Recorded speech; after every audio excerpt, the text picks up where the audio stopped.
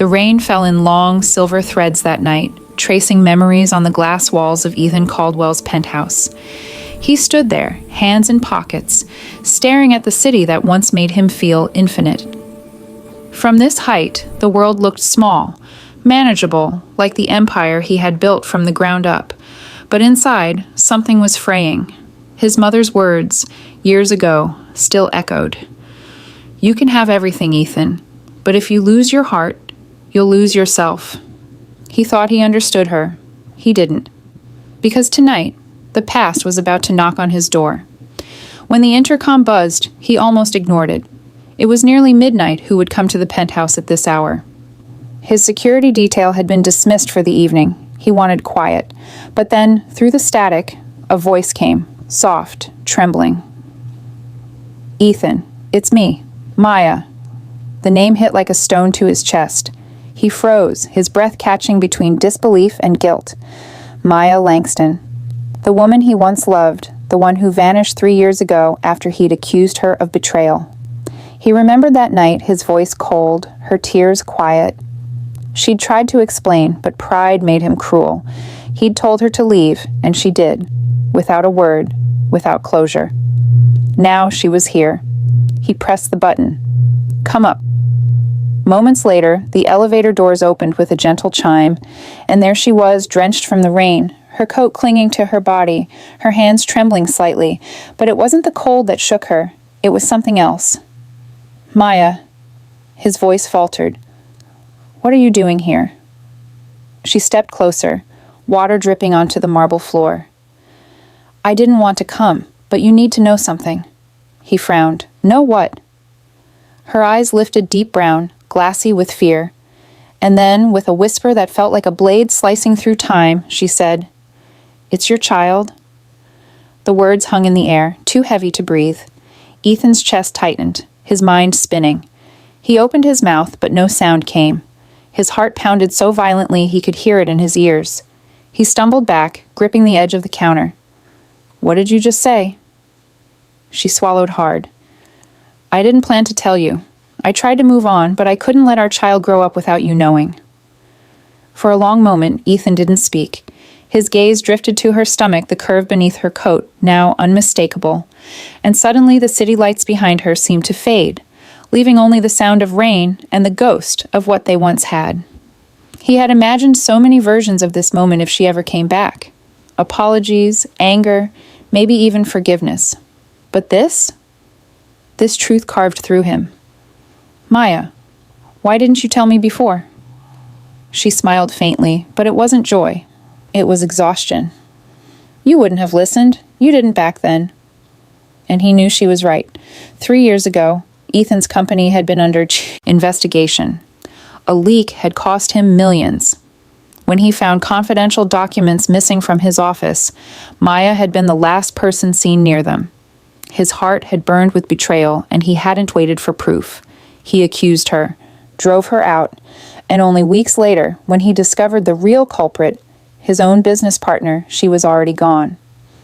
Now, standing before him, she looked like a woman who had carried not only a secret, but a burden heavier than her years. He took a step forward, voice shaking. "How far along are you?" 7 months, she whispered. He exhaled shakily. 7? Maya, that means... Yes, she said softly. It happened before I left. His heart stopped again, but this time it wasn't shock. It was guilt. The air between them trembled with everything they'd never said. The love that once burned bright, the trust that shattered, the words that could have changed everything. "I would have taken care of you," he murmured. "If I had known," her voice broke. "That's not what I wanted, Ethan. I wanted you to believe me. I wanted you to see me." He looked down, shame flooding his chest. "I do now," he whispered. "Too late, maybe. But I do." Maya's eyes filled with tears. "I didn't come for forgiveness. I just thought you should know who this child belongs to." He shook his head. "No, you don't just drop that and walk away. Maya, you're staying." She looked away toward the skyline. "I can't. I built a life away from this world from you. Coming here wasn't about the past. It's about the child's future. He stepped closer again, gently reaching for her hand, but she pulled it back. "Don't," she said softly. "Don't make this harder than it already is." His voice trembled. "I don't even know where to start." "Start," she said, tears tracing down her cheeks, "by not making the same mistake twice." And with that, she turned, her coat sweeping behind her like a shadow, ready to vanish again. But before she reached the elevator, she paused as if fighting an invisible weight. "Ethan," she whispered, not turning back. "The baby. Her name is Hope." Then the doors closed. Ethan stood there, frozen, the sound of her name echoing in his mind. Hope. It was too fitting for a world that had broken them both. He pressed his palm to his chest, feeling the sharp thud of his heart, the heart that had stopped, just for a second, when she said those words. He didn't realize it yet, but that moment would change everything. Ethan didn't sleep that night. The rain had stopped hours ago, but its memory lingered in the puddles on his terrace, in the ache behind his ribs, in the silence she left behind. Every corner of the penthouse whispered her name. Maya. He sat on the floor, her voice replaying in his head. "It's your child." Those 3 words dismantled everything he thought he was. The billionaire, who had everything, suddenly had nothing that mattered. At dawn, he made a decision. He wasn't going to lose her again. By noon, his assistant had tracked her down a small address in a quiet suburb outside the city. It wasn't what he expected. A modest neighborhood, children playing on the street, the kind of place where laughter replaced luxury. He parked his car a few blocks away, afraid of what his presence might stir. Then he saw her sitting on a porch swing, her hands gently resting on her belly, sunlight weaving through her curls. For a moment, he didn't move. It was as if time itself was holding its breath. When he finally approached, she looked up, surprised but not startled. "You shouldn't be here," she said softly. "I know," he replied, "but I had to see you, to see her." Her eyes softened. "You're too late, Ethan. I've already decided what's best for her." He frowned. "What's that supposed to mean?" "I'm moving to Atlanta next week. My sister's there. It's quieter, safer, away from all this." He took a step closer. "Maya, please. I know I don't deserve a say, but don't shut me out of her life." Her expression wavered. She wanted to believe him, but pain had taught her not to. "You don't even know who you are without control," she said.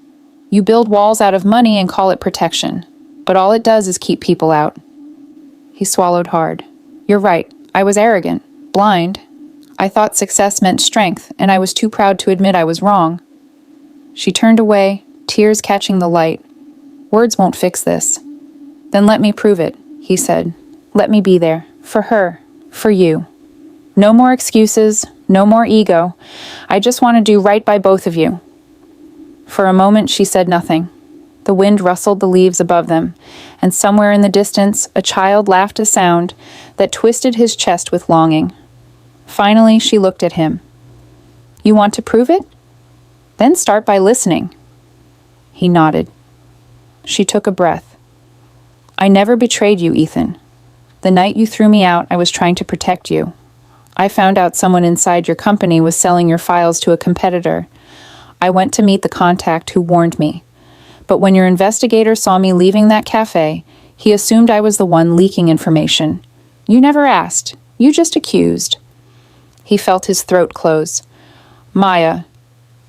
"I didn't come to defend myself," she said, her voice trembling.